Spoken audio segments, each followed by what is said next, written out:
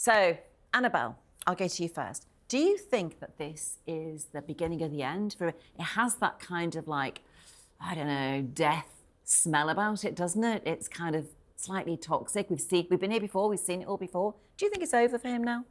I think it's been over for him for some time. This is the Prime Minister who came in almost as the unity candidate. He was the one who would be able to unite the warring factions within the Conservative Party, who would steady the ship, who would bring calm. And in recent months, we've seen absolutely nothing of the sort. I think the writing is now on the wall. As you say, Nadine, I suspect that if he can, he will cling on to power until January 2025, perhaps hoping for some kind of deus ex machina, that something will come around the corner to turn Latin in the show, don't you?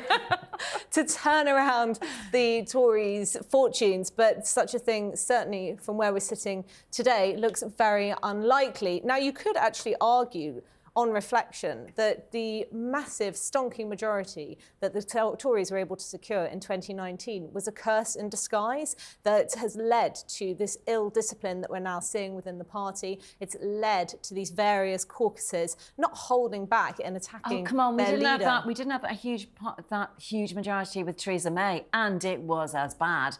And we didn't have it with David Cameron, and it was pretty bad.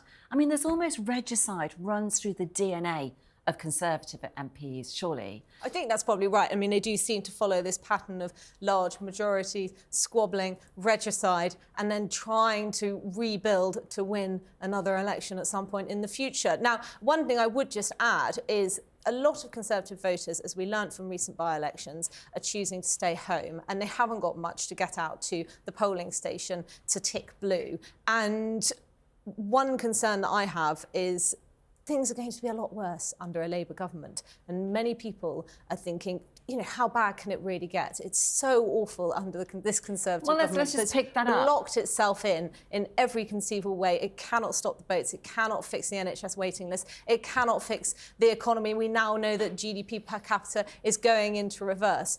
However, I do believe that things would be a lot worse under a Starmer government. Though Matthew, doubtless will disagree. Well, I was going to pick that up with Matthew, because isn't it the case that Starmer has just two choices? I mean, I love the way Starmer and Rachel Reeves are doing this. They're doing all this cozying up to business, and, you know, they almost speak in a Conservative language that we've forgotten how to speak in. They're facing Conservative voters. Keir Starmer even said last week, he even praised Margaret Thatcher. And yet, if he did win an election tomorrow, he faces two choices. He's either, if he's going to keep his own party happy, he's going to have to increase public spending. And if he wants to do that, he's going to have to increase taxes. And he's not talking about doing either of those in the run-up. What's he going to do, Matthew? It's not going to be... I'm not a spokesman for Keir Starmer or the Labour Party, but it is not... OK, what do you think he's going to do? It's not going to be easy for Keir Starmer. And there is, let's spell it out right from the start, there is a real worry that if he doesn't deliver in a couple of years' time, that the country will lurch to the far right because they will become fed up. When you say far right, who are you talking about? I'm talking about further right than the mainstream Tory party, OK? So who are you talking about? Well, you've got... Where can they lurch to? Rishi Sunak is actually a unifying Prime Minister. He is unifying the country against him and against the Conservative government. He is now being attacked on immigration, which is his sort of flagship policy. On the left, by Keir Starmer. And by the way, Labour are a bit tougher on immigration than perhaps people think. Yvette Cooper is no softie, I can assure you of that. Well, Yvette Cooper has been dispatch boss this week, talking about the Rwanda plan, opposing it. Who's never voted for any measure to remove illegal immigrants in the UK. We'll come to the Rwanda plan in a second. But Sunak and the Conservatives are also being attacked on the right by Richard Tice and the Reform Party.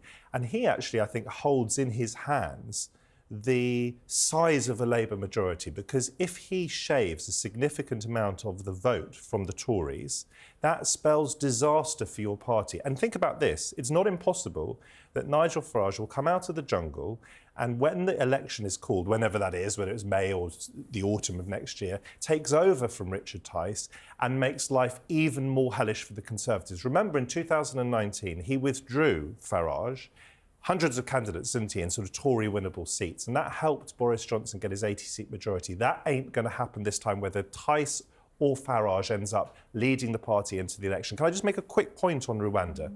Make it quick. This is a farce of a policy. It is a flagship government policy. And what Sunak is wanting to do is he's wanting the Parliament, which is sovereign, to legislate, to pretend that Rwanda is safe. I'll give you one statistic that shows you that it is not a safe country.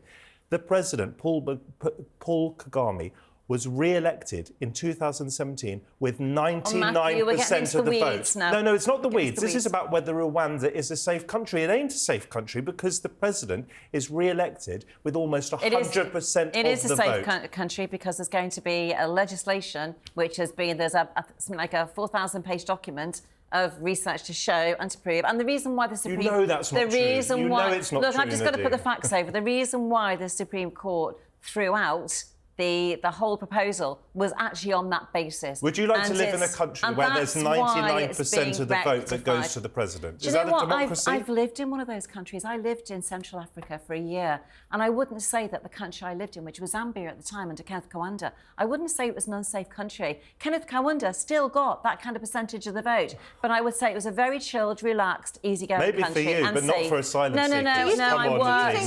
I worked with people in that country. It was a safe place. In the unlikely event that the government was able to negotiate a deal with a country that you would regard as safe, would you support such a scheme? No, I think this is our responsibility. If asylum seekers manage to get through our borders, which they shouldn't be doing in the way that they are, and I think Keir Starmer is actually serious about hunting down those gangs. But if they actually get... Let me finish the point. That's not been happening for the last 10 years. Well, it's certainly not working. It doesn't mean a Labour government... intelligence services are trying to hunt down those gangs. Not Keir Starmer. Doesn't mean that a Labour government would have a better stab at it. But once they do get to these shores, it is our Matthew, you're responsibility. putting across we are offshoring our problems and our responsibilities. I'm sorry, Matthew, I've got to pick you up on that. Keir Starmer will not be hunting down anybody. No Prime Minister hunts down anybody. This is controlled by the intelligence services, who themselves, on a global scale, do this, who attempt to hunt down terrorists. What he will do is he will develop the relationship of this country with France. He will try to rebuild that relationship. That's precisely what this government has tried to do. They're failing because it is I'll tell you, let me explain why. Because this government is still a Brexit government, and Keir Starmer, I think, has a far better chemistry with Macron and others. It doesn't take long before Brexit comes up. Everything's the fault of Brexit. It's about international relationships and about who's in the room. And I think Starmer has a better job of having a strong relationship with France than a Conservative Prime Minister. So how long do you think Macron's going to last? Do you think Macron's going to get through the next election? You're basing that on the assumption that Macron's going to be there forever. I think France has got its own problems. Whatever happens. I think France is pretty much hacked off its France does public have its own problems. in the same way that the British does. And I'd public rather are. live in Britain than France, as a lot of these asylum seekers would. But once they get to this country, it is our responsibility. We shouldn't offshore it to anyone else. A number of my ex-colleagues have got various fascinating scenarios. So one scenario is that actually this does for Rishi Sunak, that they've waited long enough for him to turn the polls around, that it isn't happening, that all they see is it getting worse and worse, and that they remove him quickly, which gives them 6 months to turn it around and then another 6 months to bed in. They think if he goes now, they've got 12 months with somebody new. Now, this, for me, presents kind of like two problems. One is, I know technically that they could do that. I know that nobody in the country could stop that happening because they've been elected for 5 years and it's an internal process. But what would the reaction of the British public be? Fury, absolute blind fury. We had Liz Truss last autumn. Within weeks, we had Rishi Sunak. If you're serious, I don't think you are saying this, but if you're seriously suggesting that the Tories are going to get rid of Sunak ahead of a general election, I mean, I can tell you, it is being discussed right now. And I can tell you, they will be smashed even more. Okay, well, we've got to go to break. Even more. But I can tell you, it's being discussed right now.